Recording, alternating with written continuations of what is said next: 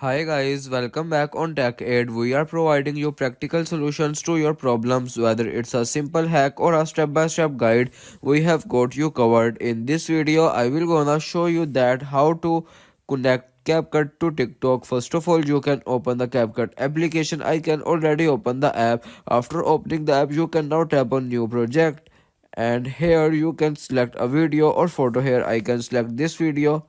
After selecting the video, you can now tap on add at the bottom right of the screen, and after this you can see the option that is export. Tap on it at the top right corner of the screen, and after exporting the video you can just simply see the option that is share to TikTok. You can now tap on it, and it is the way you can connect CapCut to TikTok. If you want to keep your online activity private and access to restricted contents like I do, trying using a VPN. It's secure, easy to use, and makes a browsing safer.